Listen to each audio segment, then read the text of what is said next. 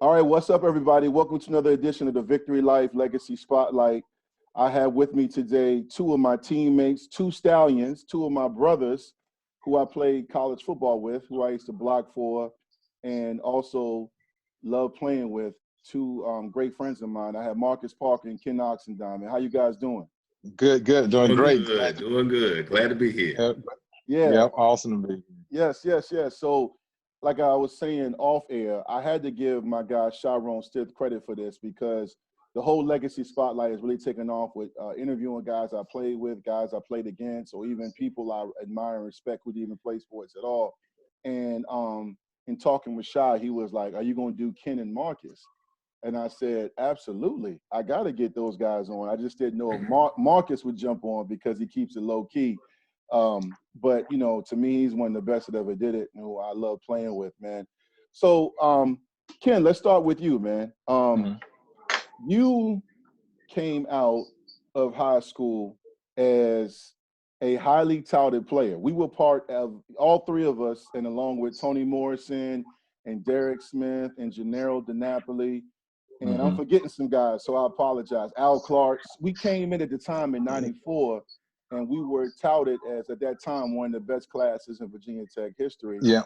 And I remember being in a 757, and, you know, this is before Twitter and internet and Facebook. Yeah. And I was hearing about this guy named Ken Oxendine. You know, because when colleges are recruiting you, they're telling you about other guys they're recruiting to try to get you on board. Yeah. And, you know, back then we had the Roanoke Times, you had Tom Lemming, and maybe a few other publications, but you didn't have what you have now with 247 and Rivals. So your name traveled down there, man. But before you got into football, I mean, what other sports did you play growing up? Did you know football was going to be your sport? I didn't. You know, we grew up, you know, what's so crazy is that I wanted to play baseball. You know, I was a baseball guy. I played baseball since my older cousins and uncles and everyone, you know, we played baseball and ran track and then, you know, basketball. But as I grew up, you know, I was always, you know, and this was so crazy, like all my cousins and my aunts and my uncle said, "You ain't gonna never be as good as they are," you know. So, and they say, you know, you gotta, you know, you're not gonna be as fast as him. You know, and so it was just, for me, it was always, I always had a competition to trying to outdo them. So, and one of the things that happened is I always played against him growing up in sports. So whenever I played him, I tried to kill him. So,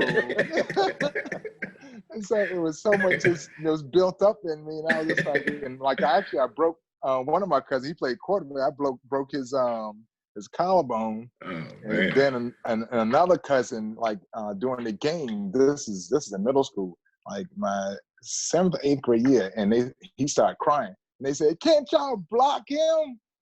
Now it was just, yeah. But baseball, you know, baseball was really one of the things that I ended up really falling in love with a lot and loving. And, you know, in hindsight, when I look back, I wish I'd have did a couple other extra things, the things I did to get better at football for baseball. And I never really, in high school, I didn't. And you know, but that's one of the things that, you know, that was a different sports. But I wrestled, I ran indoor track, outdoor track. And what's so crazy is a lot of people don't know, because when I was coaching, I coached pole vault, because I my freshman sophomore year, I did pole vault.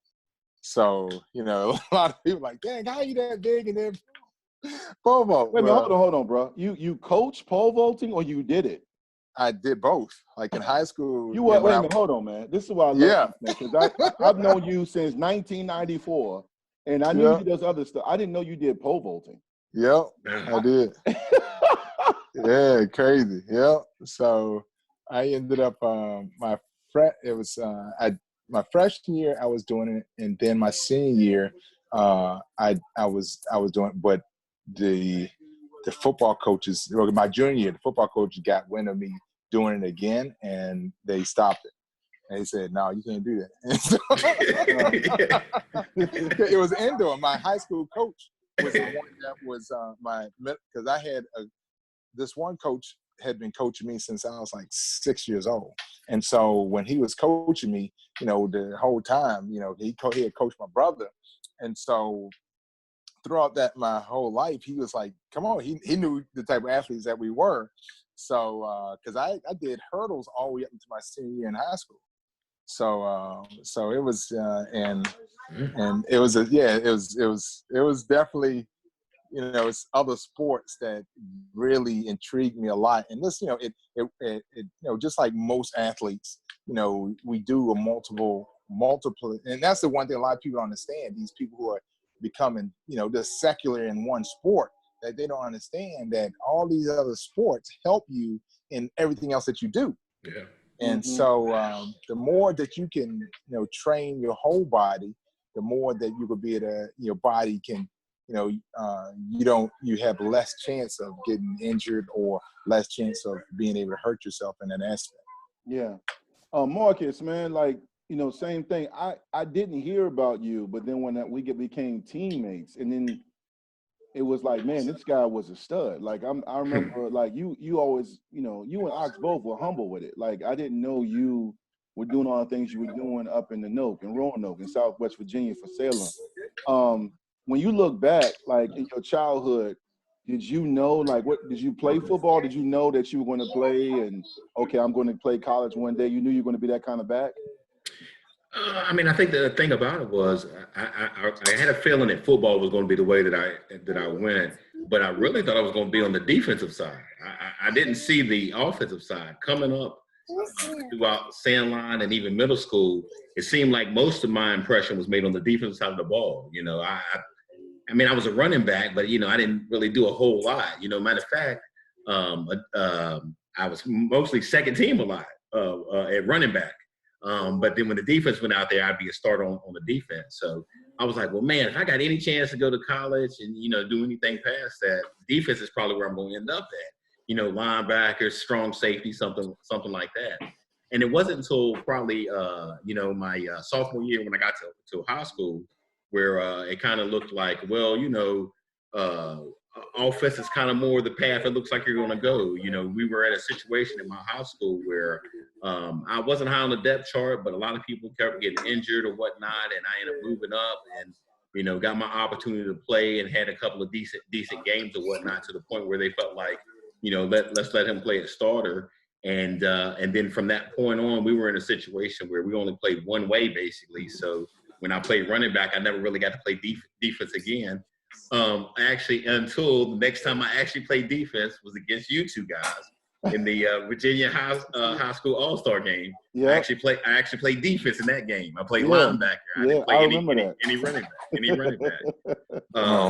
But yeah, so that football has kind of been always there for me. I remember starting early on, and it's kind of something I always wanted to do. But the only difference, the way it turned out, was I thought I was going to be on the defense instead of offensive side.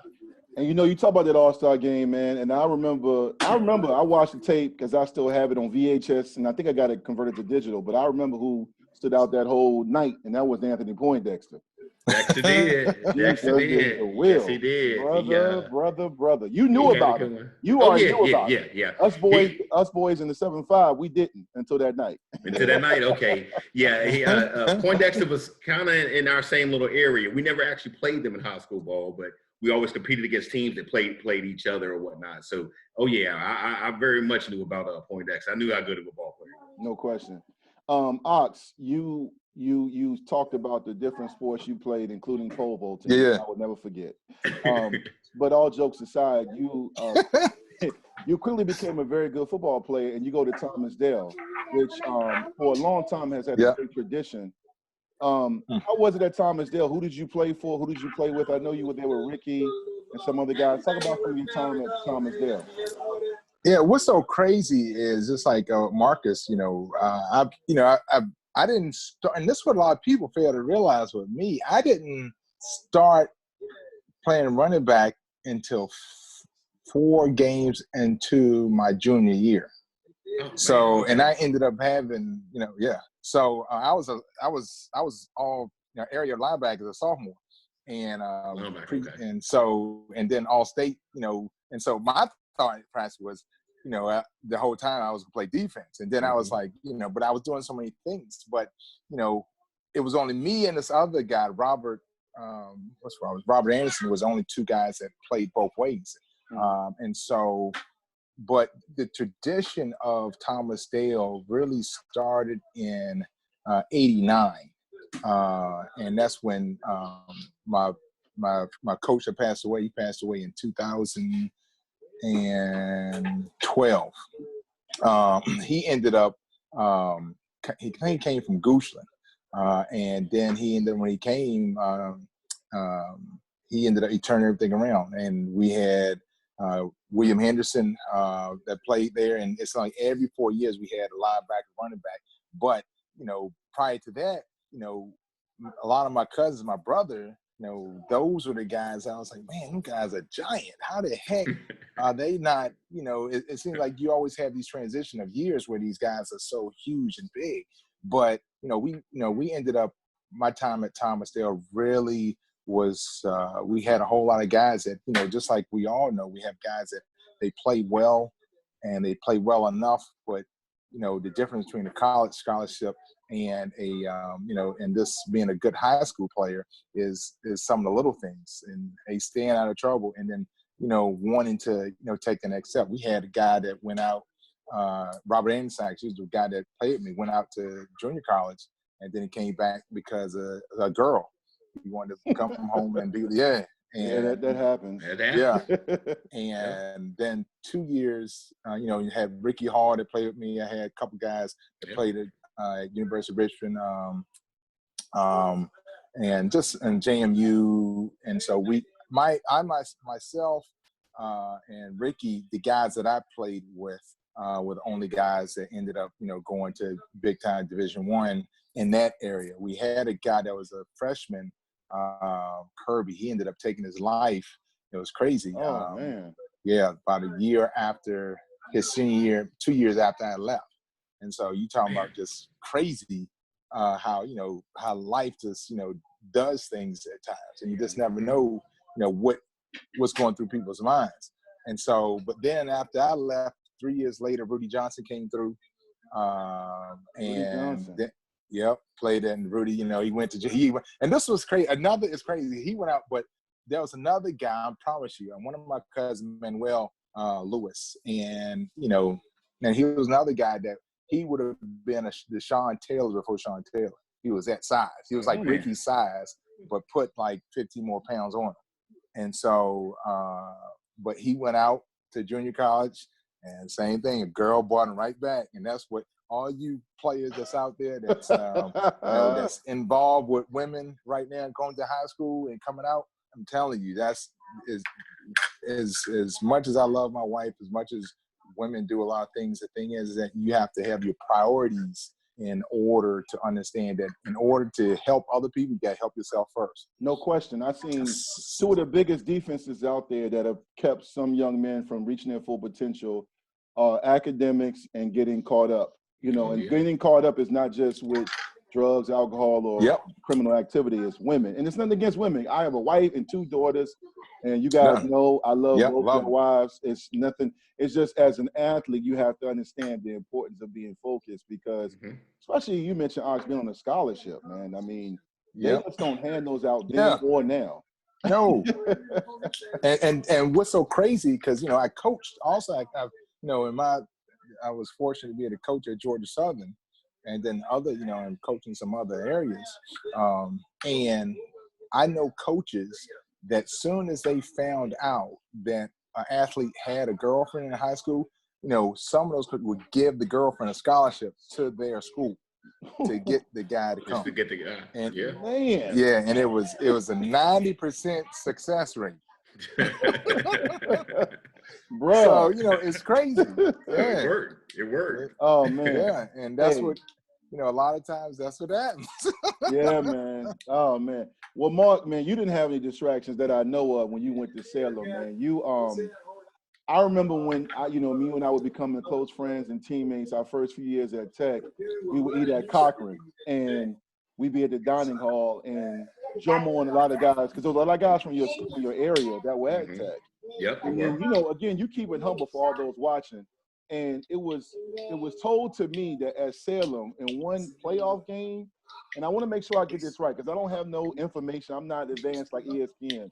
But is it true or false? True or false? Did you not rush in a playoff game for 345 yards? That is actually false. Okay. How it much was was it? 366. Oh, I was under. Yo, you rushed for 366 yards. Yeah, that's my shining moment, guys. That's my shining moment right there. Oh my! So look. Yep. When did the light bulb come on for you when you got to Salem? I mean, was it some guys I talked to? I did an interview with Elton Brown, who played at UVA, played in the NFL Super Bowl. He talked about he didn't play until 9th grade. He didn't have that whole Ref Lee, Pop Warner. You know, when did it go off for you as far as like the light bulb? You know, I'm just gonna take off and do my thing. Well, look, my freshman year when I was when I got to high school, we actually had what we called, it was 9th grade wall. So everybody on the team was nothing but 9th grade. And we actually would play, everybody else we used to play with JV teams. So my 9th grade team, we actually went undefeated in our whole schedule. So I was like, man, you know, we got something here working, you know, something might go on. So I'm thinking as a team wise, we're pretty good. Individually, I don't think I kind of came into feeling like, you know, this is what I can do until my sophomore year when I actually started to play on the varsity team. My first couple of games, you know, decent games, I think I'm more nervous, scared, whatever you want to say than anything. And then maybe I want to say it was the third game of the season. We had a big out of state rival. I believe they were from West Virginia. They came in town. And up until the 366, it was actually my best game. I want to say it was like I ran for like 284 in that game. And then from that point on, I was like, man, maybe this running back thing can work out, man.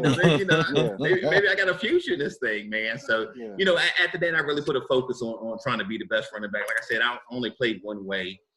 So it gave me an opportunity to kind of just zone my skill in on trying to be a good running back. The first thing priority was, trying to pick up some weight, trying to pick up some strength, doing anything I can to try to gain an extra step on people. So, it was something that, obviously, Ox, you're big yourself, you know how it is for an athlete. Yeah. You work hard and you try to work even harder, just to try to get any edge you can get on the next man. So, but that was kind of it, man. I think around my sophomore year, man, I kind of realized, this is something I want to do. This is something I enjoy doing. This is something I can be good at. Absolutely. And Ox, I don't know, speaking of distraction, I don't know if your daughter's over there playing Phase 10 or something, but I'm getting some background noise. Yeah. Yeah, I don't know. Yeah. I don't know if you want to let them know. Yeah. Because I was like, man, I know Marcus doesn't have anybody with him. Yeah. I don't know if you just want to let him know. Yeah, hold on. Hold on, I can fix that. 1 second. Oh, no problem. Okay. Marcus, while Ox is getting situated, talk about like when you were getting that yards and you were taking off and performing at that high level.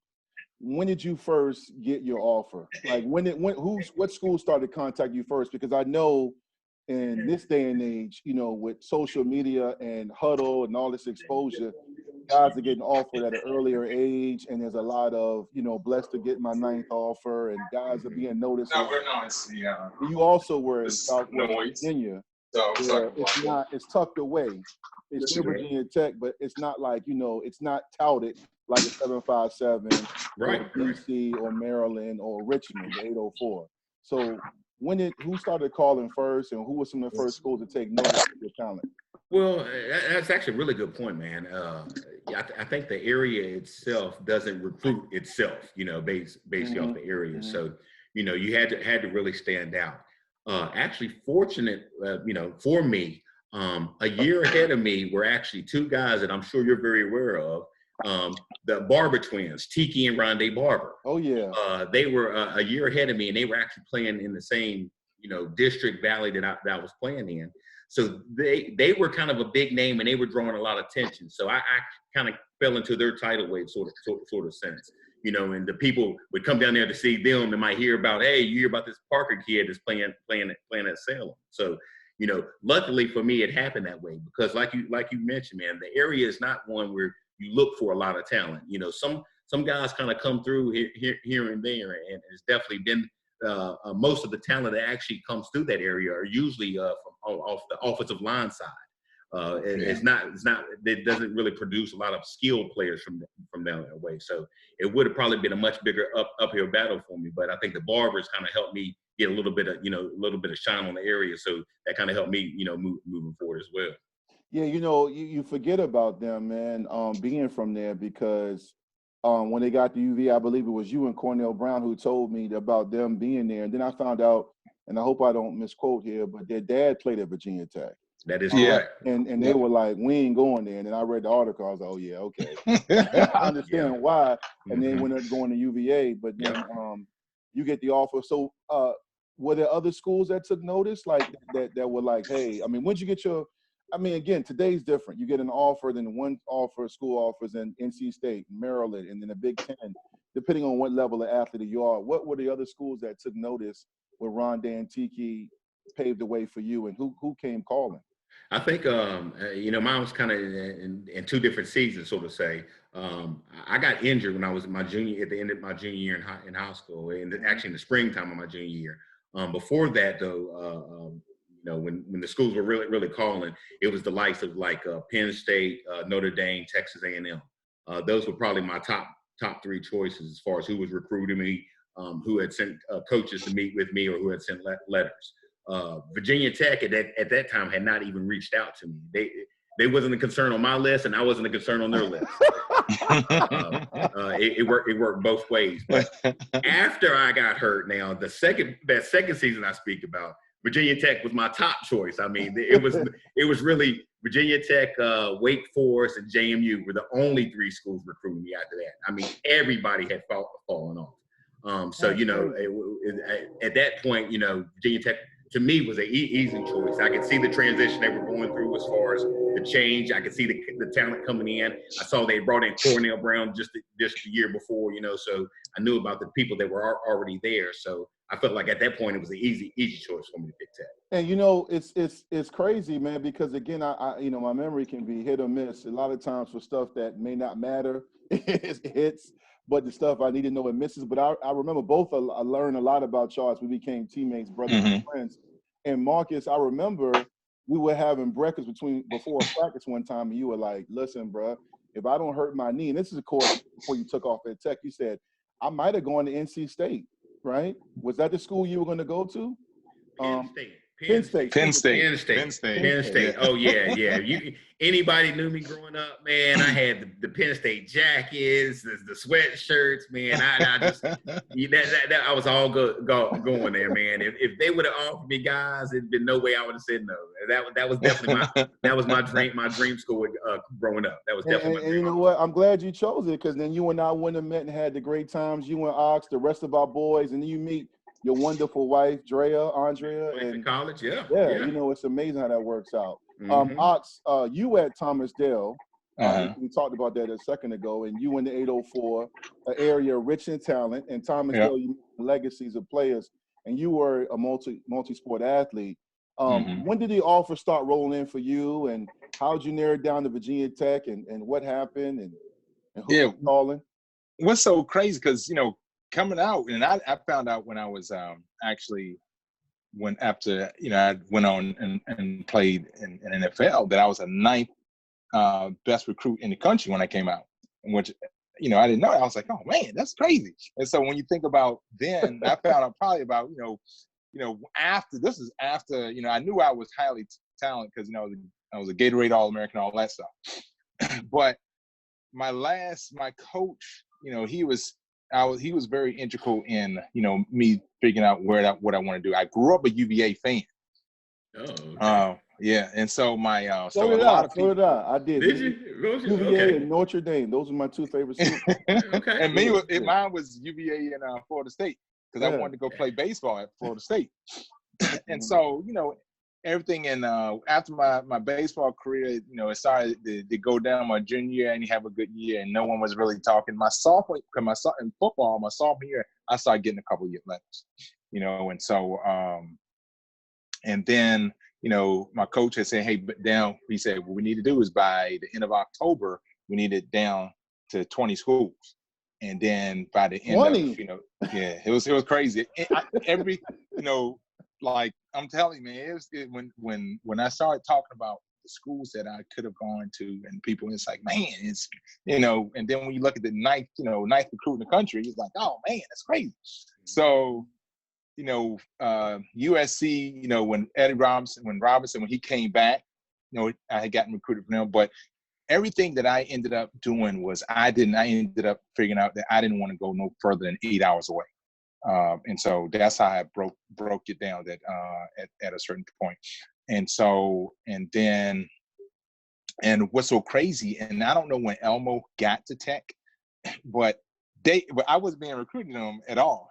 Coach Hite said he was at my junior year at the Pulaski game, and he was trying to, but I probably think I got letters, but I didn't pay attention to it. And then, and this is what's so crazy. This is a fortunate thing for Tech, is that my senior year, you get your 5 visits. And so because we had went deep in the playoffs, I was going to visit Tennessee, I was going to visit Georgia, and I was going to visit UVA. And so those are the 3, and I had to find 2 areas to fit in the other 2. And so, and at that time, those are only 3 that that I was at finalized too. Florida had came in late on me, and those were the ones I was like, all right. So, and then Tech, we ended up playing against the Adams. Who's the Adams up in Fairfax area? Adams. Oh no. Rashad went there. Rashid. Annandale. Yes. Annandale, yeah. yes. Annandale.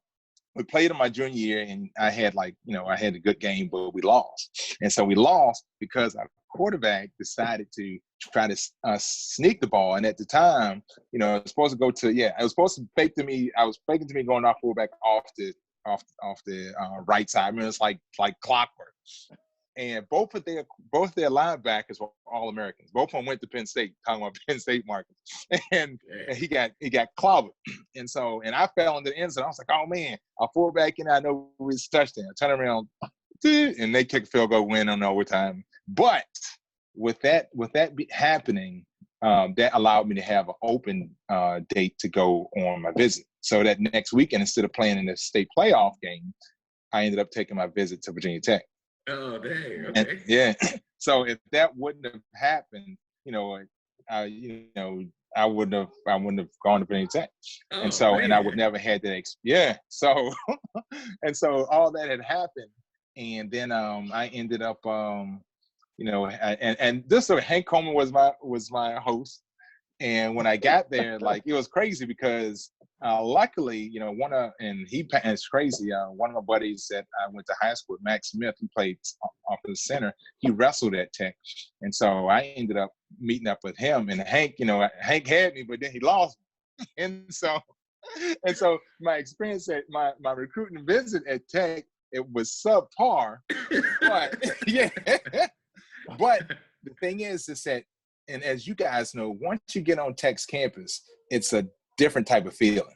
Oh, it is. And so, and that's really what was one of the things that attracted me to there, and what really got me to really love it, and really just fall in love with it, and so, and then UVA, and when they I love that just growing up being around it, but then for whatever reason they started to badmouth Tech, in which it's like, just stick to your guns, stick to what you got. Right. Hold on, I got a couple of questions. I am the interviewer. Yeah. Before we talk about UVA badmouthing Tech, the recruiter, what happened when Hank? Because I got to ask Hank this when I talked to him. Yeah. I wish I knew, because I've done a legacy spotlight with Hank and his son. He lost you. Well, he I don't know where he went somewhere. Oh, and my then God. and I never get picked back up. And so, but were y'all downtown? Were y'all at apartments? No, I was at Cochran. I was at the dorm. Oh, okay. And so and it wasn't like I was like and what's the name? What's the wide receiver that was at Syracuse? He wanted to play quarterback, and he went and played for Cleveland. for like not Marvin Harrison. After Marvin Harrison. He had a good. Well, anyways, but he was the other guy. I don't know. I'm struggling. Yeah. But anyways, this live trivia has got. Right. So he was, but it'll come to me later. But anyways, he was my roommate, and so but it was pieces of it because beginning of December or beginning of December, there's nothing going on at Tech. It's. You're getting everyone's either most people are going home or and you got exams, so it wasn't like it was like boom, like when I visited Tennessee I wanted to sign on the dotted line when I was there. I'm sure Tennessee went in. So and SEC schools, they do it a lot different than ACC schools do as far as I know recruitment. I'm not gonna say what I want to say. Yeah, right. Hey, but look, hold on, Ox. So with the UVA visit, who was your recruiter? Who was bad-mouthing Tech? Because this is what people want to know. Well, it wasn't. It wasn't the players in badmouth. No, not the players. That's a different thing. People don't realize we're rivals on the field, but a lot of us are in the same fraternity as far as athletes. And a lot of us, back in the day when Tech and UVA had a hold on the state, a lot of us were friends and teammates. Oh yeah, played with each other. So it wasn't. It's never like that with the players. But I can speak on. I know Tom O'Brien because Tech only had that one really great year in '93, and I remember when they were recruiting me, Coach O'Brien was like, "Do you really want to go to a one-hit school? You really want to go somewhere where they only had one season?" Yeah. I was like, and I remember Coach Hite told me. And Coach Hite always give you those cool gems to think about. Yeah. He said, if a school starts bad-mouthing us or any other school, you shouldn't consider them. And when he did that, I was like, and I knew it was a rivalry, and he was trying to get me to think, because UVA wasn't my top 7, top 10 or whatever, but they were actually in my top 5. But after that, I was like, I ain't really feeling him, and I ain't feeling him after that. So the coach, the same thing that happened with you? Yeah, it was very similar to that. It was like, and what's so crazy, it was coming down to like it was in January when they started to feel the pressure that Tech was, taking the lead on everything. And so I was like, just stick to your guns. James Ferry went there, me and him grew up together. And so, and it was just other intangibles that was there that I was like, you don't have to sell anything to me. I knew they kept on trying to sell academics, and which I knew, some of the guys that they had were on probation, were getting ready to go on probation. I was like, look, don't worry about that. Y'all, your academic speaks for itself. Again, I got to ask you and Marcus this, man. You know what's funny? Because we OGs now. We old heads to these guys. Let's talk real. I find it so comical when I read these young men that will come on after they sign on their national letter of intent, or when they narrow down their list and commit, they'll say, yeah, they got a great engineering program, or and I want so bad to type on Twitter or Facebook and say, look, man, I got 2 degrees from Tech, but your first major is football. And again, that's not to minimize UVA, Virginia Tech, Maryland, Howard, or whatever school these kids go to, but academics are essential. We all 3 of us understand that. No doubt. But at the same time, I always find that funny. And it's not to throw shade at UVA, but these schools that stick their chests out, like really, like you mentioned the SEC, Ken. Tennessee and Auburn, you really think they're going to brag on having a graduation rate in the 80 percentile, or they talk about SEC titles? That's what it's about. Yeah. So they ain't worried about that. So for you, Ox, it was Tennessee, UVA, and Tech just got the luck of the bounce, and you got there, and then you felt comfortable. Yeah, it was. It was more or less. And what's so crazy with and one of the other was University of Georgia, and it was. This is what's so crazy. A couple years later, I saw Ray Goff, and I think it was true. I was at the Virginia Tech Georgia Tech game, and I was up in one of the boxes, and he was in it, and he said, "Yeah, I remember you." Da, da, da, da, da. And he said, "What? We didn't offer you enough money?" So so there it goes right there. There it goes. It's one of those things where schools, it is what it is. The thing is that the fortunate thing now, the colleges are understanding. You hope that they're understanding that they got to find a way to to put money in these kids' pockets because, I grew up, the one thing that a lot of people never knew, I grew up on welfare. So that was one of the things that, a lot of I was going to college and everything was, plush coming home, and fortunately, it was better once I went to college. Some things happened, and it was fortunate that we were able to get a home and a house. Because the house I grew up in, I didn't have indoor plumbing growing up my whole life. So that's what a lot of people, don't understand, that a lot of times what life that people has led outside of, the opportunity that sports has given people.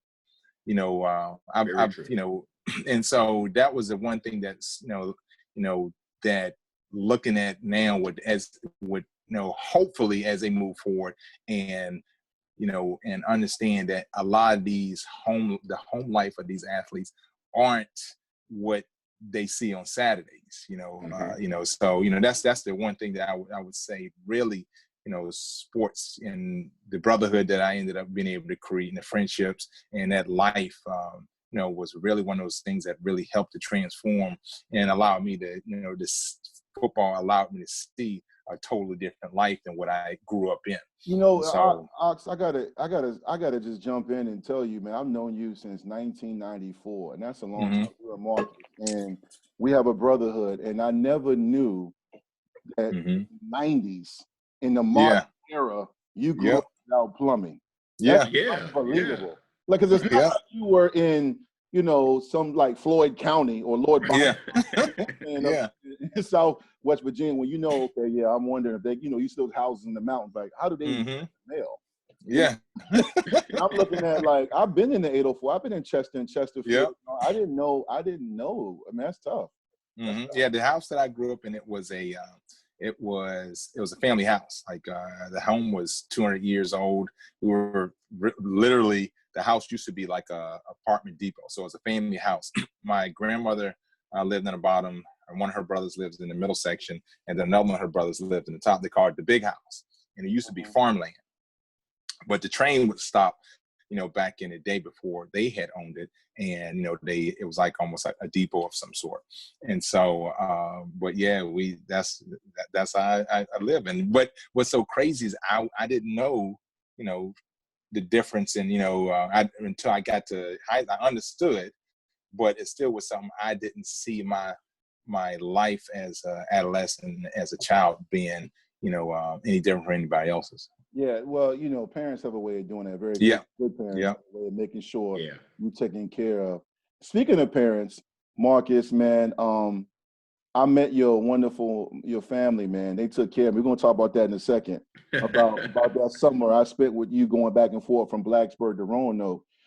You ended up choosing Tech because of your injury, and you made it known you were going to go to Penn State, and that makes sense because you were a fan and you were killing it at the running back position. Was it hard for you to choose a school like Tech, which was still on the brink of something? And similar to like where me and Ox come from, or no matter where you come from, a lot of times kids don't want to stay close to home. Like, that's like me going to ODU if they had a football team back in the day, or if I had gone to Hampton University, being from Hampton or Norfolk State. I did want to go to a school like Tech to be far away but close enough. Was it difficult for you, or was it comfortable? Or did you enjoy it? How was it staying close to home? I think if you would have asked me earlier, I would have definitely said it would have been uncomfortable. But because of what was happening right there before the time I went, the year before and then the year I was going, as far as the type of talent, type of players that they were getting in, that definitely changed my mind on, like, this could really be something going on right here.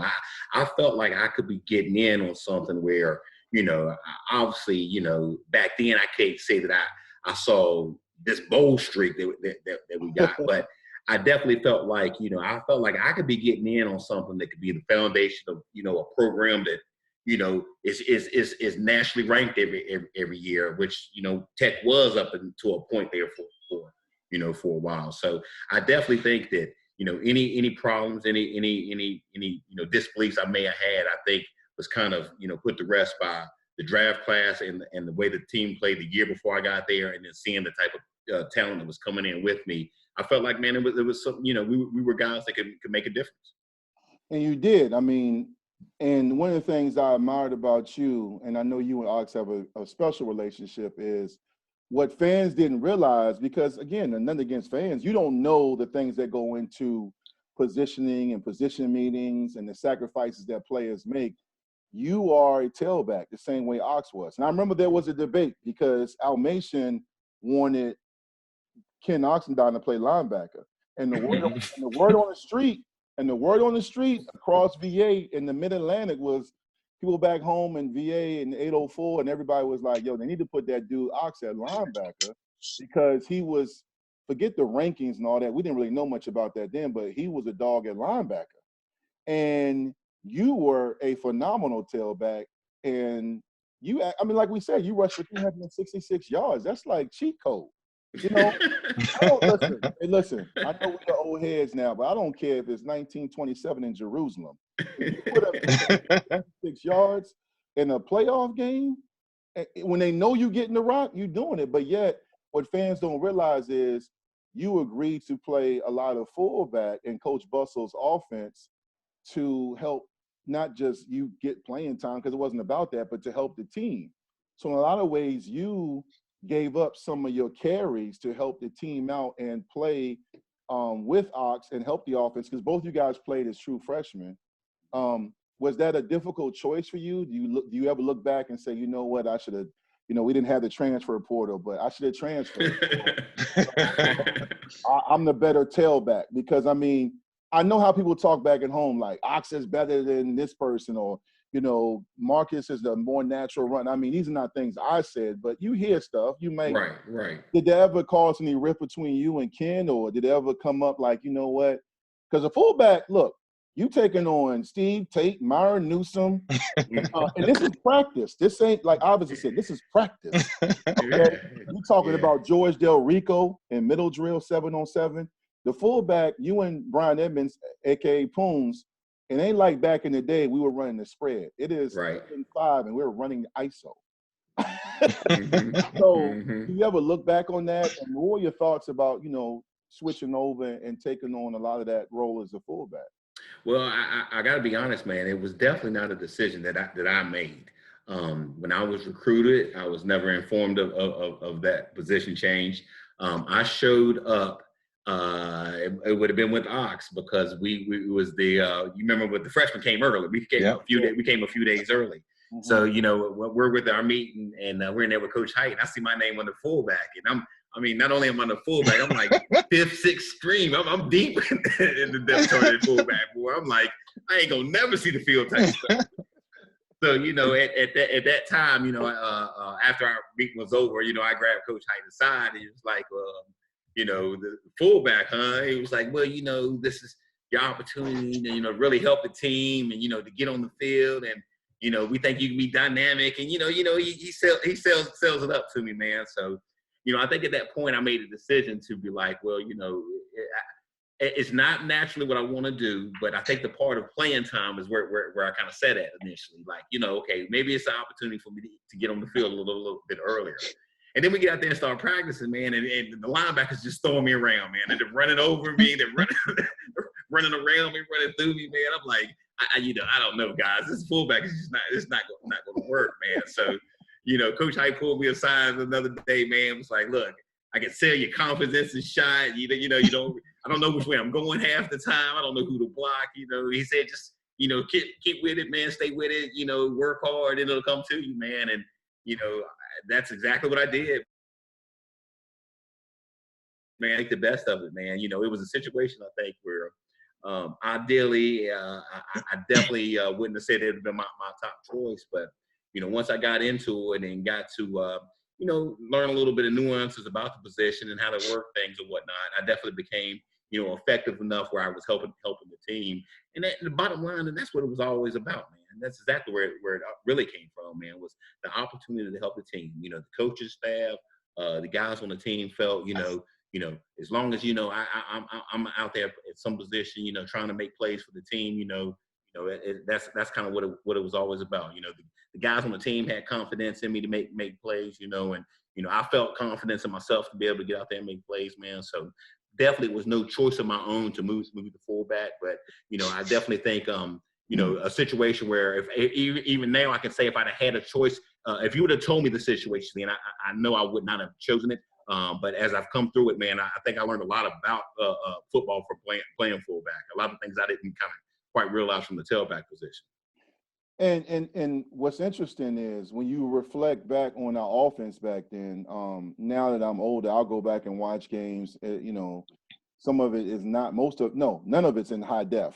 But you know, I'll go back and watch it. You know, they used to be a site on YouTube called Hokey Tapes, but it's got taken down by YouTube. But I would go back and watch our games, and my son, who just turned 14, he played football, but he's definitely a basketball player. He would look at our games, and it would be like 3rd and 5, 3rd and 6, and we're doing the fullback dive to you, Brian Edmonds. But you got Jared Ferguson. But you guys are picking up yards and scoring, and we had the double screen passes to the fullbacks. And so, in all honesty, if you reflect back then, the fullback in our offense got used like a tailback. You know, and I think that's what they tried to sell me on. They was like, you know, you're going to be at fullback, but you will have opportunity to get the ball. And I did, you know, the grimy part of it was the blocking, obviously, you know, and that was the hard part about it. You know, you had to do that. But it was not your natural fullback position where you're only blocking. You know, they would use me, like you mentioned, in screens and you know, run some one back, you know, and things like that. So that kind of played into it as well when I started to look at the big picture on things like, well, I'll still at least have some opportunities to touch the ball. Maybe not as much as I would like to, obviously, but you know, there still would be chances there. Who was, whether at Tech or in the Big East, because we were in the Big East back then, who was a headache? You know, I don't know if you went against Wally Rayner, was it Myron Newsom? You had Del Rico, Stephen Tate, Tony Morrison, or you had those guys at Pittsburgh, you know, Ray Lewis at Miami. I mean, the Big East back then, you know, people always wanted to claim it was a much maligned conference, but the 90s era, we were there. It was, you know, Syracuse, Boston College. You had some dogs. West Virginia always had animals at the line. Does anybody, when you were, you know, you talk and you think back, like, bruh, they would bring it? Is there anybody that pops in your mind? I mean, I named some, but I don't know if you had anybody you remember. I mean, I think all the guys that you named, you know, as far as the outside guys, you know, West Virginia, I remember, obviously the Ray Lewis, but you know, the ones that really stick out, man, are the guys I used to go against every day, and that's my own teammates. You know, the Tony Morrisons, the Myron Newsons, the Del Ricos, the Steve Tate, you know, going against those guys every day, it just sticks out more to me, man, because those would be my battles, like on a daily day as far as in practice goes, man. So those are the ones that I really, really stick out. You know, like you definitely had mentioned, there was other groups that would have good linebackers. You know, it was good linebacker play throughout the league. You know, even though like you had mentioned, man, a lot of the Big East is kind of knocked for us when we played there, man. But there was definitely some talent on the defensive linebacker part of it. But the guys that stick out to me, I think, were already in house. You know, the guys I went against every day. Yeah, and they knock it. Yet the ACC took half the conference, but that's right. That's another spotlight. You know, and you know what? Looking back, and me and other guys, and when I'm in group chats and when I talk on Facebook with people, I tell even the kids I mentor and counsel when we talk about football how the game has evolved, which I'm happy about the safety. We didn't have the code orange and code red heat codes, and we went full pads. Me and talked about this every day except for maybe Monday. I mean, and Thursday because it was the day before. But if Beamer wanted a good mood, you might have threw in the full pads then. Hey, yeah. So we were hitting back then. So I mean, it was tough, man. But it also made us men and also made us understand the importance of what we were playing for. Ken, speaking of playing, you played as a true freshman. And I remember I was telling Marcus before we went on live that I traveled 4 games as a red shirt because a couple guys got hurt in front of me, and I was backing up Damian McMahon and Chris Malone. And I remember in the Orange in the Orange Bowl against Syracuse up in their dome, you had that great run, that tall sweep that you took to the house. And I remember how you took it off, but you came in behind a great running back in Dwayne Thomas. Yeah. He was an animal, man. And so smooth and so fluid. You came in and you helped support him, but then you begin to make a name for yourself as well, man. What do you remember about making that commitment to playing tailback and also your time playing with Marcus and him being, you know, your brother and your fullback? What was it like playing that offense and playing with him and playing with Dwayne Thomas and those guys and Poons? Yeah, you know, what's so crazy is, you know, our freshman year, you know, we had Gary Tranquil. Oh yeah, we talked about him before we went live. Yeah, so I honestly believe if Gary Tranquil, if Coach Bustle would have stayed there, just looking at his offense and this the difference for Maurice, I honestly believe that Maurice would have had a much better senior year, and that offense would have been much more effective. You know, obviously, you know, the thing is because and what's so crazy, people don't know, we should have that year when we started running the ball against Miami, we had started beating them. In 95. Yeah. Yes. The game plan going into that game was not what we did. Yeah. We came out 4 wide. I was like, what are we doing?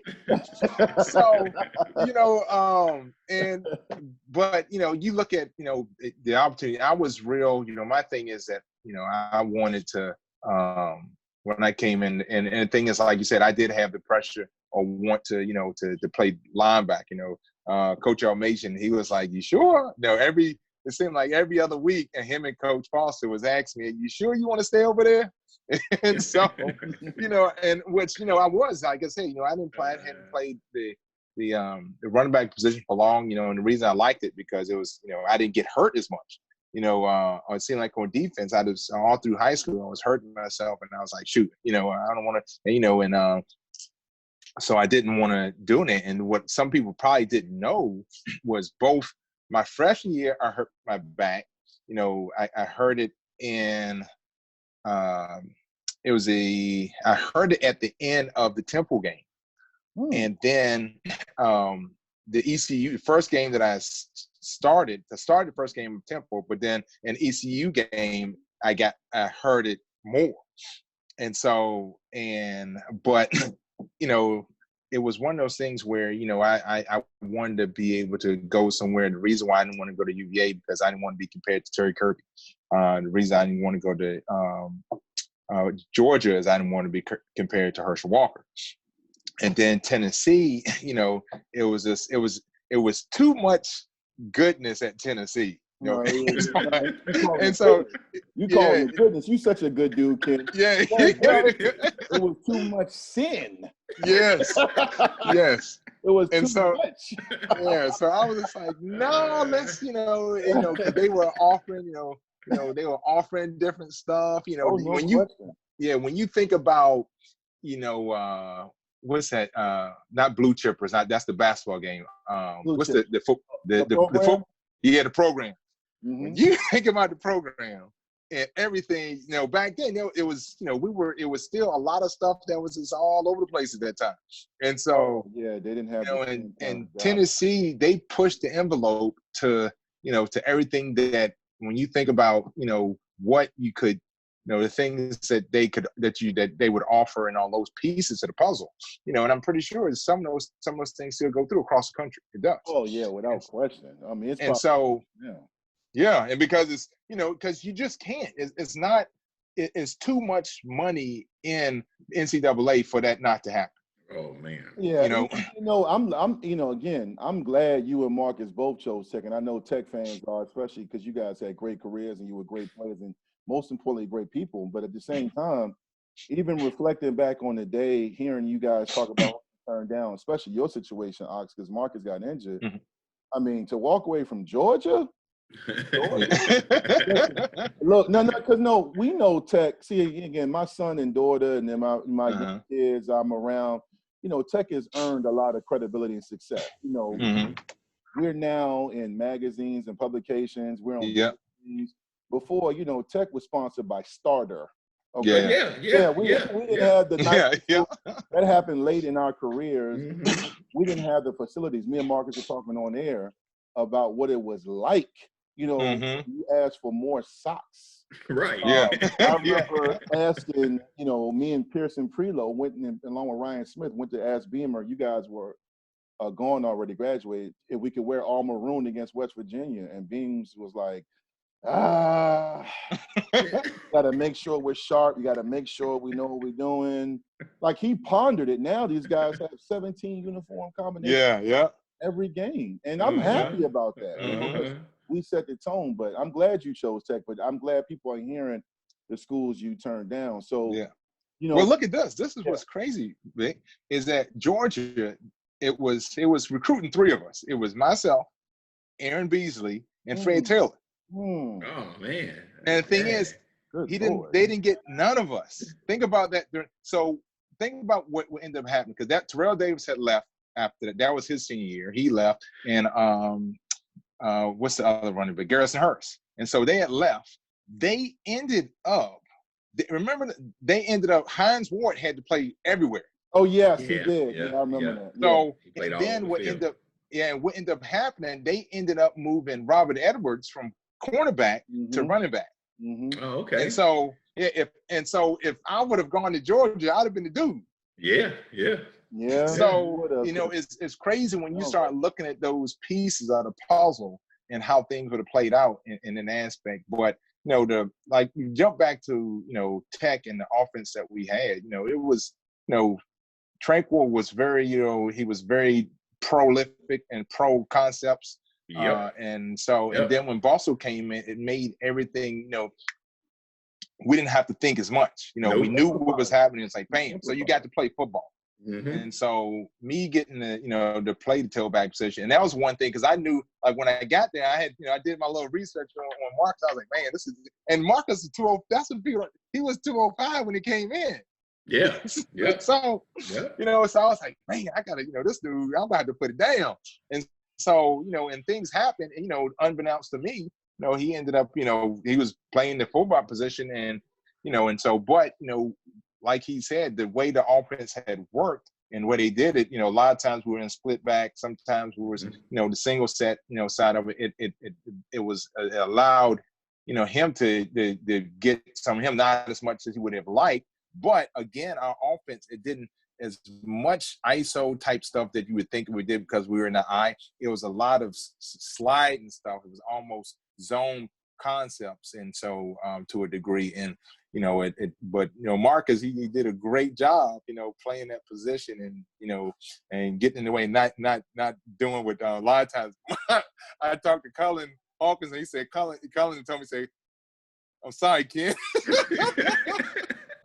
Because Cullen was 190 pounds. I don't know how Cullen played fullback. I don't know. I mean, they was on one with that one. I don't know. Did he have a dad? Was he a legacy player? I don't know. Because I still remember seeing Cullen like, why is he over here? Because, you know, Marcus wasn't a fullback either, but Marcus was, you know, he was cut and he was strong. Yeah. And Poons was definitely a fullback, a.k.a. He was definitely a fullback, you know, but I don't know. But Cullen had some plays, but he wasn't, I mean, Jared Ferguson was a fullback. Who also, like Marcus, converted from tailback. Yeah. Jared was a good tailback in our school. You know, he like long jump like 24 feet. Oh, listen. No, I didn't know that. No, Jared's an athlete. I know he's an athlete. Yeah, you know, and that's the same thing. You know, before Cullen, he was a slalomer. He was a skier, and so he was on a junior Olympic team. Cullen. Yeah, like he could have went to the Olympics, all that crazy. And it looks like with Jared was playing fullback, and you know, in the off season, he ran indoor track. You killing me with this trivia right now. so I never knew Cullen skied. Yes. And I knew Jared did track, you know. Track, yeah. And I knew Jared was an athlete. Cullen skiing, that's a new one. I might have to get him on the show, because I did not know. Just to ask him that skiing question. Let's talk about real quick, guys, your memories at Tech, man. You know, Marcus, man, we always, when we get the chance together, you guys, when you got back to Maryland, we reconnected our families. And Ox, you know, when you can, and you're back in Virginia as well, you know, we get older, life gets in the way as far as we have families and responsibilities, but we have a phenomenal brotherhood. And it's just us three, but not just us three, but all of the guys during those 4 years we were together. Right. It's special. It's undescribable. It's eternal. What do you remember about the games, the road trips, funny stories with Coach Hite, Suge falling asleep in the meeting? I mean, what do y'all remember? Because I remember just, you know, obviously, if you could turn on the tape, you guys were great players. I mean, that's given. But I think what people don't realize is we had so many laughs, and playing for a guy like Coach Hite, who to this day, when he comes on Facebook and when I see him, he is still the coolest coach I've ever Mm-hmm. and he would roast you. Oh, He would man, roast you. Coach Hite. Coach Hite was cool, man. Marcus, what do you remember about Tech, man? Was it, you know, the Tech life and the road trips, listening to Haygood joke on people? Oh, man, a little bit of all of it. A little bit of all of it, man. I think, you know, some of the things that stick out, obviously, was our freshman class. You know, you come in there a little bit early, so you build a little bit of bond with the guys. You get to meet the guys. I definitely remember that. You know, the traveling, you know, the spending the nights with Ox and with Poons. You know, the night before the game, you know, you stay with with the running back or whatnot, and you know, I remember that. You know, you're talking to the guy about game plans and different situations and kind of preparation wise. You know, I remember the all-season training. I remember how much we hated those early morning workouts. Everybody hated those. Yeah. You know, those alone would make you men right there, boy. Just going through those, man, and just how hard we worked, where we came from, what the program was like when we first got there. How we left the program, you know, they was on the rise. You know, that era was going straight up by the time we left, man. And there was a situation where, you know, for me growing up down the road, man, I knew all about Tech, man. I mean, they were terrible for many years, man. and you know, when we came in there, man, we started to get that ball rolling, you know, I'm probably, I guess, the year after you, Vic, is when they played in the national championship game. That was after you left, man. So that you know, we was all a part of that, man. And that's, you know, definitely things I think of, man.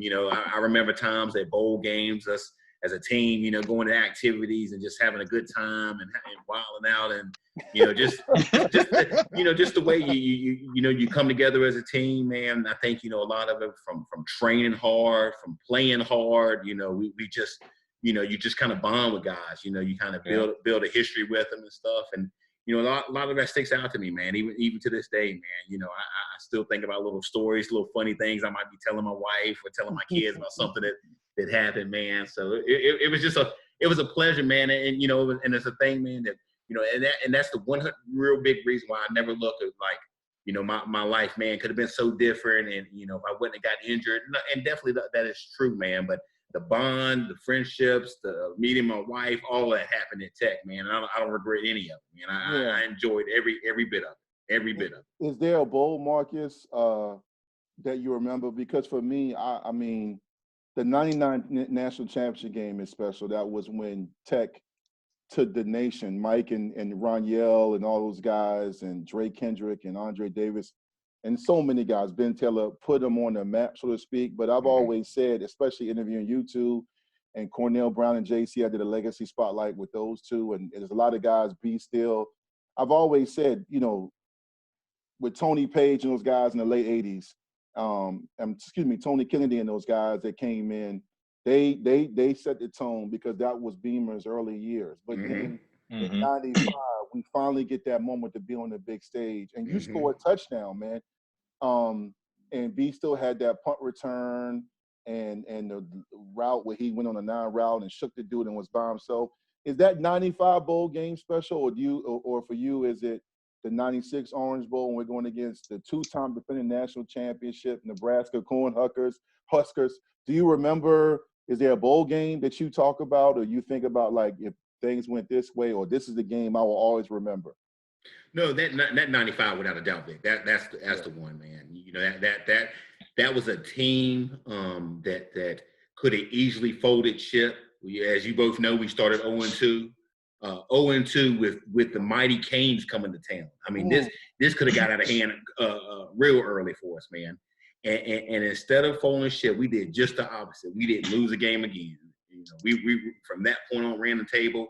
And every game wasn't pretty. There was games where we were down. We found a way to win. There was games we didn't play our best. We found a way to win. And, you know, it was obviously some of the blowouts where we, you know, came together as a team and put it together on a Saturday, man. But, you know, that the way that all came together, and then the game played out exactly how our season had, man. I mean, you know, to fall down to Texas and be down and could have easily been like, oh man, these guys were much more high ranked than us, and they was better than us, and all this, and we just did what we did, man. B still returned that punt, and it was pretty much over from that point, man. We went downhill then, man. But that 95, man, having an opportunity to actually score in that game, and for me, it was really good, man, because I got to score a touchdown. And I was right down there with the Tech fans, man. I let them know it was all okay. That's who you were pointing about to. Them. That's what you were pointing to. Yeah. I always wanted to ask you that, and I always forget when we hang out and we talk about so much other stuff. And I wanted to know. I was like, because even when I watched it, it's on YouTube. I was watching as I prepared for the interview with B. Still, and I was like, who was Marcus pointing to? Was he pointing to Andrea? I don't know. I was like, who are you pointing to? No, it wasn't nobody in particular, man. It was just we was at the Tech end zone, man. And when I scored, the fans were going crazy. I was feeling it, man. I was like, yeah. So I was just pointing at the fans, man. But awesome. That game really sticks out to me, man. I think that was that was a real statement game, man. I think coming in and playing against a team, as highly appreciated as Texas was, man. And at that point, no one really, no one respecting Tech, man. And I think we really came in there and made a real statement that night. No question, man. And before I get to Ox, man, what's crazy is I've gone on record and said if we had lost to Miami at 0-2, even though it was 95 and Beamer had been there since 87. Mm-hmm. I didn't have any conversations with Dave Brain. I was just a redshirt freshman, a kid from Hampton, Virginia. But in retrospect, or even as I reflect on that season, if we lose to Miami and don't go on to win the Sugar Bowl, I'm not sure that everybody on that staff stays. Mm. I've always said that because Tech was building and there was no, you didn't have the ESPN, you didn't have Pam Oliver reporting on us. There was no inside information. ESPNU didn't exist. But you got to wonder because at that time, as you and Ken both mentioned, we are pushing the envelope and pushing for state supremacy against UVA, who had a stronghold on it at that time. And we had lost 2 games in which we should have won. And the year before, we went 8-4 and going to the Gator Bowl. We had a terrible Gator Bowl loss, 35-23 to Peyton Manning, who was still trying to become a starter. Tennessee ranked that year, and that was a bad loss, even though we went 8-4. So you never know. Dave Brain shortly left afterwards, after a few years, and then in those 2 years, Beamer still had some coaching turnover on his staff. So you just never know because what if you lose in Miami going 0-3 and the morale goes down, and then So I've always said that 95 season it should be celebrated forever because it was. I agree. Ken, yeah. What are your when you talk about Ken Oxendine, you come from a family, a lot of athletes. You stay in state, you go to Tech. You're part of changing the guard and keeping Tech, moving forward. Like Marcus said, when you think about your memories, games, people you played with, just what are your memories of playing at Virginia Tech? Is there a game? Is there a bowl game? A game where you say, man, I was killing it. Like I could have gone for 400 yards. What was it like for you? Well, obviously that 95 season, but I missed the first 2 games. I remember. Also, and this is so crazy. Keon was the one that broke my hand. Yeah. Yeah. You know what? I didn't know Keon broke it, but I remember being there getting treatment. I was injured. And I remember Eddie I wish I had some on my desk here, put like a little pad on Oxendine. Yeah. I said, man, how you going? I'm looking over the corner of my eye like, man, what they doing? They're about to get Ken Oxendine broke up. Eddie and them were trying to figure out how to let him play with a broken hand. Yeah. And so I ended up and when I hit, I was like, I came off and Doc Leg, and I came out and said, and I was got up, and I kind of say, this don't feel right. Walked off to the sideline and said, Doc Leg, I don't think. And it was great. It was the last. It was the what's so crazy in both situations. My sophomore year and my junior year, it was I did something that I usually don't do, because the junior year was playing Akron, and that was the craziest game in the world. Instead of diving into the end zone, I was like, I'm just gonna run through it. And bam! I just it felt like a ton of bricks. And so, and then I missed, 3 games. And that's what a lot of people don't understand. I missed 10 games because of injuries all my years. If I don't miss those, because that was the first quarter. I had 60 yards already in that first quarter. If I don't miss those 3 games, I probably come out, and I would say probably one of my, even though we did lose it, I had a good game, was obviously the Orange Balls. I was MVP of that game, and then even in that game, I lost 30 yards in that one game because I don't know who the one that was. It wasn't my fault. It wasn't my fault. It was left side. I only played a few snaps that game, but it wasn't my fault. But it got, and I went back, and I was about to reverse field, and then I was thinking about throw the ball out of bounds. Just throw the ball out of bounds, and I just went out of bounds. But nonetheless, I'd say that the '95 season itself, when you think about everything that happened, just being down, like I said, those 2 games, and then trying to come back, beating Miami at home, the Million Man March. You spoke about that. Yeah. One of your I pieces. talked about that. And so, and that was so also critical. Yeah. Because I think that was the Rutgers games was the 4th game or something like that. Yeah. Or whenever, but it was a turning point. Because Coach Beamer, he always talked about, when you lose games in that next game, but when you win big games and then that next week. So the thing is that, they were talking, that was one of those things that how would we go bounce back after not practicing, going to DC, then coming back and then playing Rutgers. And so a lot of people. We had adversity on the way to DC. Yes. Your car broke down. Your fans overheated. Yeah. And we left in the middle of the night after meeting with Beamer and John Boleyn, and Beamer gave us the green light. He was very supportive, and we drove to DC. And I was with Myron Newsom and Joe Casuccio and I want to say Shelly Ellison, the Hampton. Yeah. And I remember seeing a few people on the interstate around your truck. And they were like, I was like, my fan belt, I think it overheated. I'm like, it was my fan belt. Yep, fan belt broke. Yeah. I told you, Marcus, my memory's crazy, man. It is, man. I was with Jomo. I was with Jomo. Y'all remember Jomo? I was riding with Jomo. Jomo drove back half asleep.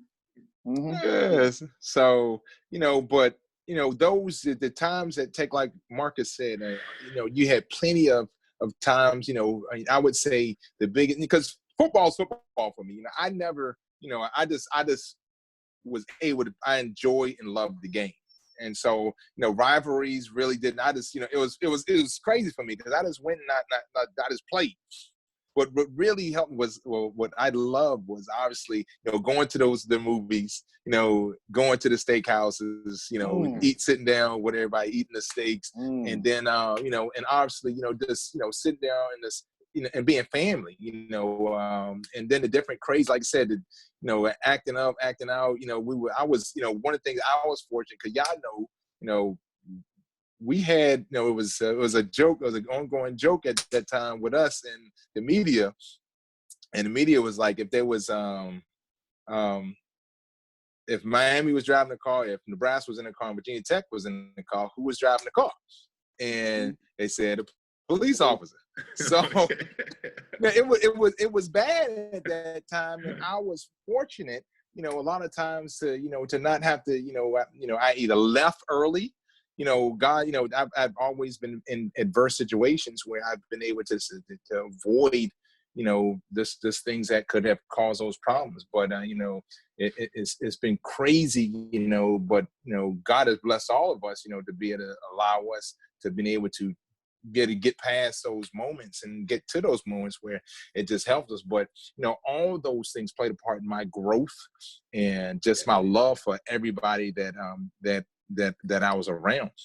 Yeah, and so it is special. And you mentioned about us in Miami, Nebraska, and the rest, but people don't realize, man, I came to Virginia Tech at 17. Me and Marcus Parker both. Mm-hmm. Me and Parker had to still get our stuff signed. Yep. Stood up because John Boleyn in the meeting room made me and Marcus stand up and say, "Okay, you guys, we got to send your stuff home." We were still. Yep. But the reason why I said that is because, Ken, you mentioned something very critical. We all were growing up together, and I think that's what fans don't realize. Like, we grew up together, and I stayed at Virginia Tech every summer except for one. But that's how me and Marcus got close because I would go home with him to Roanoke. And, you know, at that time, you know, Virginia Tech, Blacksburg, and Christiansburg has built up tremendously. But at that time, summer sessions and December, you know, winter break, it looks like a ghost town. It's you. And I don't want to call them the townies, but I just did. And the people at Hardee's, and that's it. And, you know, I got close with Marcus. We going to Virginia, going to Roanoke, and another. I told you I was gonna mention her early. Shout out to your moms, bro. I'm a lineman, so we had to watch. Everybody had to watch that way. But his mom put on a spread. I remember that's when we stopped in the grocery store at night, and Marcus said, "What you getting?" I said, "I'm getting this jug." He said, "Oh, you going?" I said, "No, I'm about to drink this jug right now." It was a gallon of chocolate milk. I took it that night, but you know, it was. These are funny stories, and these are also memories that I will take forever because they're simplistic memories, but I don't even know if we realized at the time what we were part of and what we were building. You know, no, we didn't. We didn't. I don't think we did. No, I think that one of the things that, you know, me coming in, I would say in essence, I had to, honestly, when I can, it's always been this something that's, I want to go somewhere where I could help change the program. Like, if I was coming out of school now, the same accolades I had, I wouldn't go to Tech. And not because of, you know, whatever they got going. I wanted to go somewhere where I could change the way that things happen there, to get more recruits to come there, to get more people to allow that program to you know, to flourish. And so that was, you know, part of it. And, you know, jumping back on, you know, just as us growing up, you know, a lot of people, you know, our freshman year, you remember that the water fight we had? Yeah. And that's a lot of people, the whole first floor was flooded. Listen, it was crazy. Listen, we went to school. Listen, Virginia Tech, and I'm sure UVA, Maryland, and Norfolk State, everyone has their version of the character, that guy that has no bounds, no barriers, no filter. And our guy was Tony Morrison. Timo. I'm talking about during warm-ups.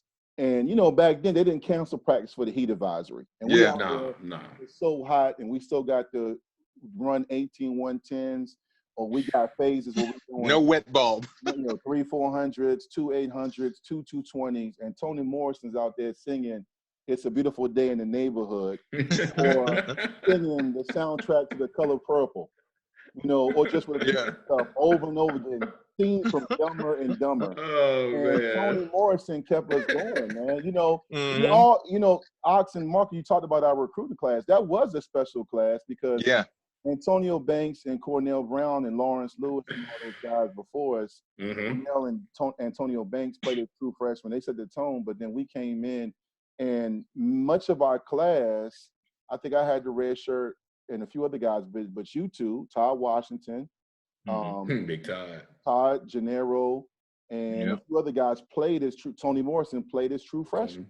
It just shows you whether it was 94 or 2004 or even 2020, to play as a true freshman is remarkable. You have to be not only physically mature, but mentally. You know, you guys both had great careers. You graduate, and then the NFL comes calling. And I'm sure, like me, when I had my brief stint in the NFL as a free agent, which was short-lived at the mini camp, you realize, like, well, I remember being in Baltimore when the Ravens cut me, you know, they sent me home, which was whatever. Cornell Brown told me as I gave him a hug on the way out, because he was there, he won the Super Bowl with those guys, Bo Ware and Saragusa and company. He showed me love and was like, man, you ain't gonna miss it. It's not the same. And I was like, what? Because you know, with that mind, your ego, I worked to get to this point. But Cornell told me, he was like, you know, you're not missing out. And for me, I realized later what he meant. Same thing I heard from even my cousin Mike and Derek Smith. For you, Ken, the NFL, you went to the Super Bowl and played Super Bowl. You were there when they were the Dirty Birds, you know, and you had a lot of fun. But, you know, what was your experience? Did you have that same mindset? It was because like you said, it's not the same. And those guys that you come in with, because I think it was 25 guys, rookies, and guys that were either drafted or free agent guys that came in when we came in. And so out of those 25, half of those guys get let go. And so the half of the guys that were stayed were the guys that I wasn't as close knit with, and then on top of that, you're in Atlanta, so everyone lives, not too close to where you're at. So it's not like, like dorm life or like college life where you can just jump over folks' house and like hang out with them. So, that was the biggest difference for me, because I'd go in, I do my stuff, and then I come home. I'm in my dorm. I'm in my apartment by myself. So, and then every now and then we'd get together and hang out. But, that was the biggest thing. I would say probably is how fickle Atlanta fans are, And so, because my, we win I think we only lose one preseason game, and then we win 4 straight. And, packed. We go up to New York, and I think we lose to the Jets. Come home the next weekend, empty. I was like, we 4-1. We 5-1. We still a good team. Yeah. And so, and we keep on winning, and we end up going to and what a lot of people don't know, which I know, is, go to Super Bowl. And this is how crazy that everything happened. And no one, like a couple of people have talked about it, but they don't talk about it, because Eugene Robinson. Oh, yeah. Everybody know that he ended up getting in trouble that night. Now, what ended up happening, Elijah Williams calls me at 2:00 in the morning and said, "Hey, you hear what happened?" So what are you talking about? Eugene, you got arrested. Everyone else is, everybody's up. So we are up from pretty much 2 a.m. to 5 a.m. in the morning trying to find out what's going on. Yeah. So, we get into, everything happened, everyone's, right over, and then we, tired. So, but we get to the locker room, and usually the defensive backs, they're always loud. You know how defensive backs talk trash even before trash start talking. So they talking, but it's quiet as a mouse.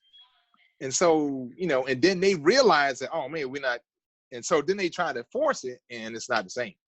And so, and then we get in the game, and in the whole year, we had a good offense where, Jamal ran the ball and all that stuff, but our defense was really played really lights out a lot of the year.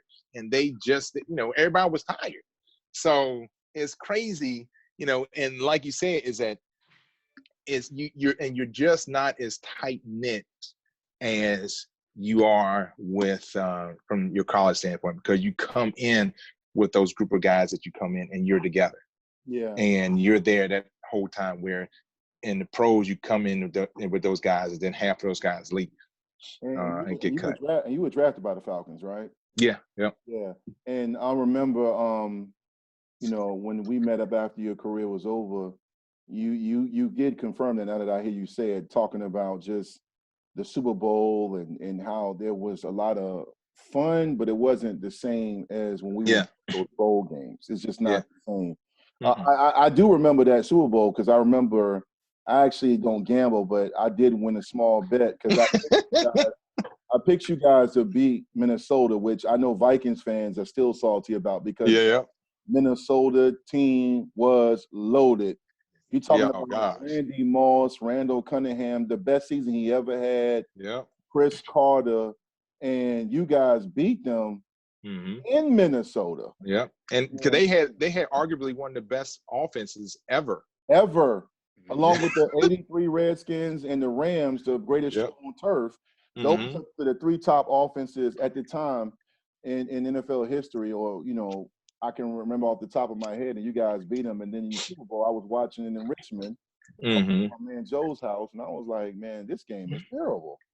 And I didn't know the behind-the-scenes stories, and I always wondered if the whole thing happened was a distraction, because I guess at that level it was, because, to your point about us, Nebraska and Miami, I mean, we played, guys get suspended and you just play. Yeah, you just play. I remember Jim Druckenmiller, he was doing some things and had to miss practice. And people don't realize Al Clark almost won the job because Drunken Miller was, having to go and do some stuff. Is it? Yeah. Service, some of our other team, everybody, it seemed like we all, whether it was missing class, skipping class, everybody had It was something. talent Mm-hmm. without calling anybody out.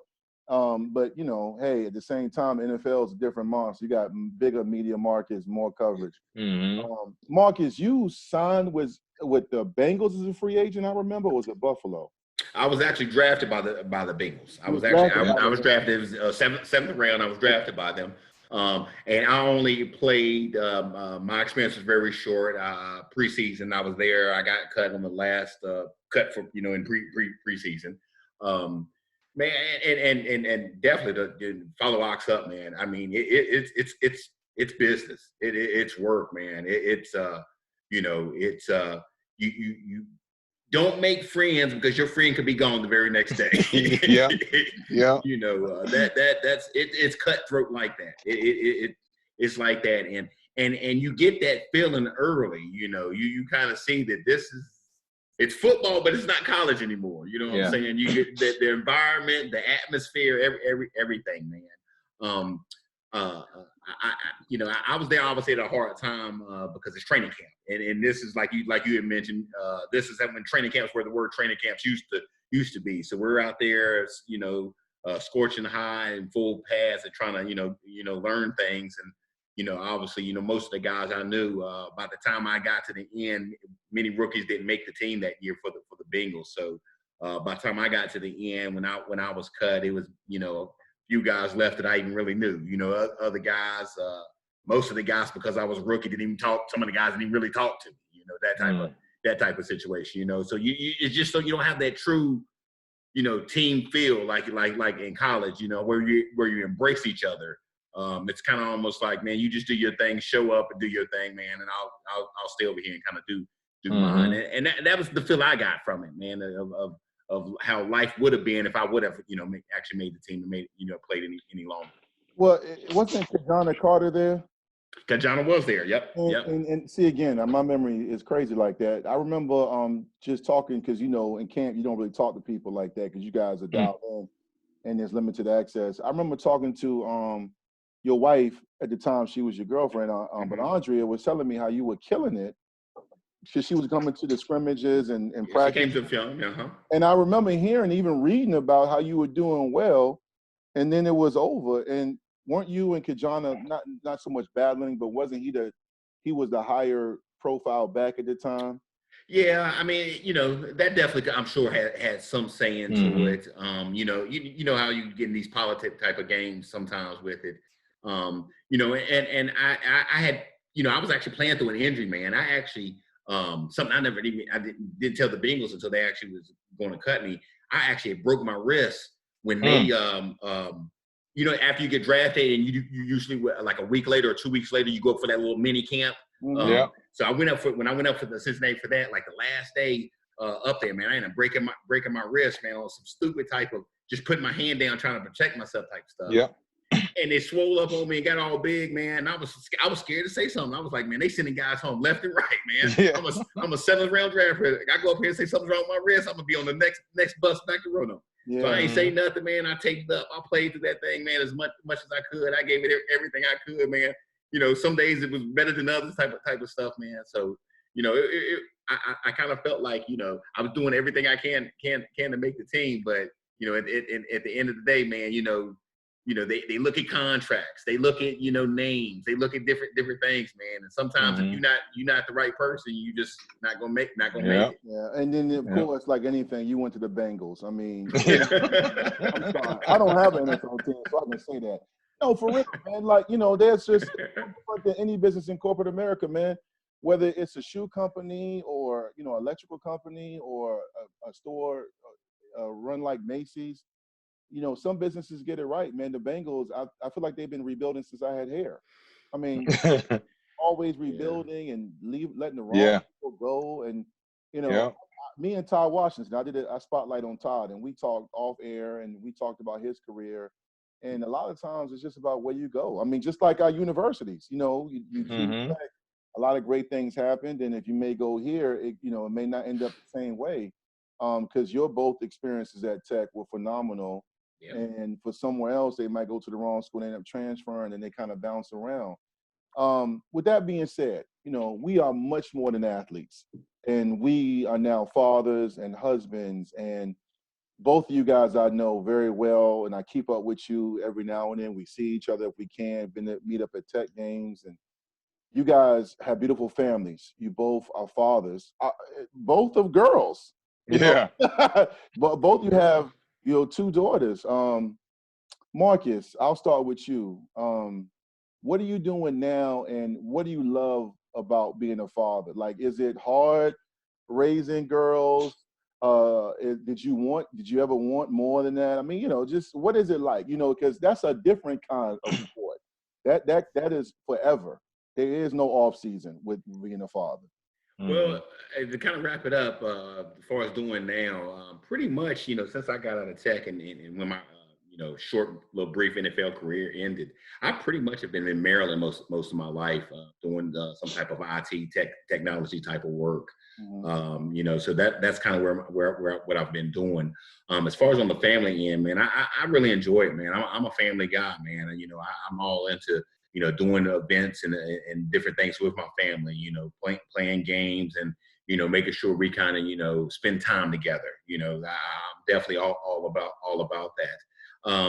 Having girls, man, it's different. I grew up. I was the middle of 3 boys. Yep. So that's kind of all I knew about was boys. My dad was around. The only woman in my life really was my mom. Sort of say. So I was all used to the male point of view. And now I'm just the opposite. I'm the only male in my house. So my life is a little bit different, man. But you love them just the same, man. Just, whether it's girl or boy, man. So that part of it is no different, man. I have some girls that are very very active, very talented as far as in what the things they choose to do or whatnot. So I try to support them as much as I can. My oldest is 15. She's actually in high school now. So, I'm going through that scene. That phase is ready to get bad. Get ready. Yeah, I'm sure. My other one's got a little bit further to go. She's only getting ready to start 3rd grade when school comes back around. She'll be starting 3rd grade. So, it's a little bit of gap there. So I'm kind of having 2 different experiences between a high school and an elementary school, man. But, I enjoy it, man. I never thought I would be here. I just, you just thought, hey, if I have kids, one of them's going to be a boy, I just, I never thought about it, man. But, now that I'm here with girls, man, one thing about girls, boy, they love their dad, man. They're all about their dad, man. So they really appreciate that, man. So as we're getting older, and our kids get older, man, you want somebody to take care of you. And right. Girls will do it the best, man. Yeah. So I enjoy it. I really do. I love fatherhood. Yeah. And Ken, what about you? What are you doing now? I know you were an AD. And you have different things going on, but you have some daughters, and what do you got going on, and how's fatherhood treated you? Yeah, fatherhood is crazy. But it's one of those things, because my girls, like my dad, he has said that my girls, they he's never seen a group of kids that very similar to how I was, just happy all the time, smiling all the time, but full of energy. Like it's crazy how much energy they have. And they said, and my brother, when he seen him, he said, "You see them too? Well, now times that by 10, and that was you." I was like, "Really?" Yeah. So the oldest, I've been, when I was coaching, I was in Atlanta, I was coaching all that stuff. She's been a part of track and playing soccer, and she's been, it's gonna be just watching her as an athlete is gonna be very interesting as she continues to grow and whatever she, right now she has a natural tendency to track, and just being able to in both those sports, being able to cultivate that and just utilize that. And then my youngest, talking about witty, and that's going to be. And she said, "How do you get on TV?" And it's like, oh gosh, here we go. So we know that that's going to be her world. and both of their personalities is so different. And, you know, she has my wife's and my personality mixed in together, both of them, and both of them is very loud. And I was like, can y'all just use your inside voice sometimes? Mm-hmm. So, you know, parenthood is definitely, you know, it's awesome and scary at the same, because, you know, you're in charge of this being, this life. And you know, and you know, and the biggest thing right now for us is our current climate, and being able to, you know, get to, you know, understand those pieces of the puzzle as well. Yeah. And, you know, educating them in different facets, and, you know, understanding, you know, how to manage themselves through life. And and that's one of the things why you know, the education system where I was teaching athletic direction, all that stuff, but, you know, I wasn't affecting, you know, obviously when you're around kids, you're always going to affect whoever you're around. Mm-hmm. And so I decided to, you know, to come back. I had an opportunity to leave Georgia and get back up here to Virginia, and I got into the mortgage world. You know, I'm working with CNF Mortgage, but, you know, now that the current climate that we're in, you know, I was going to, you know, bring along my nonprofit slowly. I've had a nonprofit since 2006, working with the community, doing things, you know, some of the things that you've done with yours, Dwight, but more or less someone, you know, and this, you know, all of, when you think about the things that we do in the community to help our community grow and help young people understand their direction. You know, now I'm trying to help them connect the dots, you know, understanding where they're trying to go. And so, you know, so now, you know, I'm going to still go do the mortgage, but I'm putting the gas on, you know, moving my nonprofit in a fast way. And then it's in creating, you know, some different opportunities as far as creating some different type of businesses where now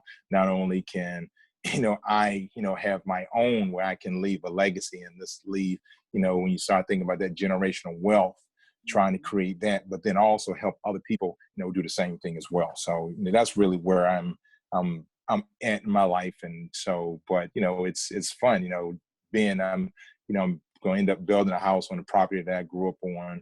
You know, my dad lives on one part of it, and my brother will be right in the middle. So, you know, it's, you know, it's surreal.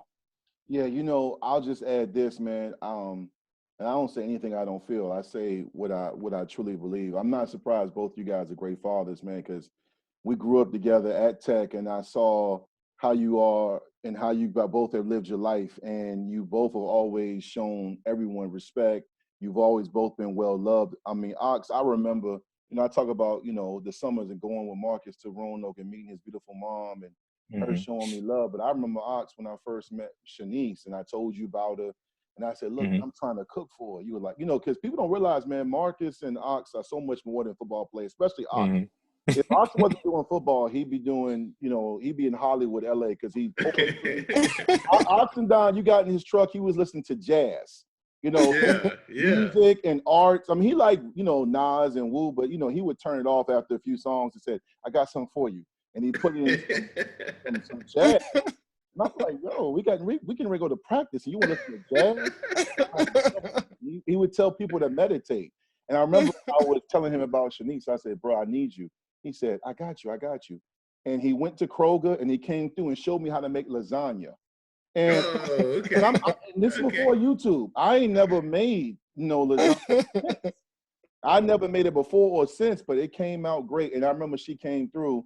Obviously, for those watching, I ended up marrying her later on. Right. I knew right away, and she made it known after we were done eating. She knew I didn't make it by myself. It was good. You know, and I remember being in the kitchen here in Foxbridge Apartments where I live.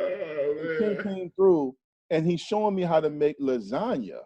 You know, so I'm not surprised you guys are great fathers, man. So we've come to the point of the show, man, where I let all my guests or whoever comes on leave with your final thoughts, what you want to share, any words of encouragement, any feedback, what you want to tell people, you know, to motivate them, you know, whatever it is, it's your final thoughts. You know, there are no boundaries, man. Ken, I'll start with you, man. What do you want to share? You know, anything to inspire, anything you want to share? Yeah, you know, the biggest thing in life, you know, we were fortunate, you know, to be able to have opportunity to get a scholarship and, you know, get to those, you know, and play in the college stuff, and then have the opportunity to play in the next level, to get to the highest level at some point. Now, what people have to understand is that, it's a lot of other people don't get the opportunity. And it's a lot of people, especially of our color, that want to be successful. And the thing is that just, we don't all get that opportunity.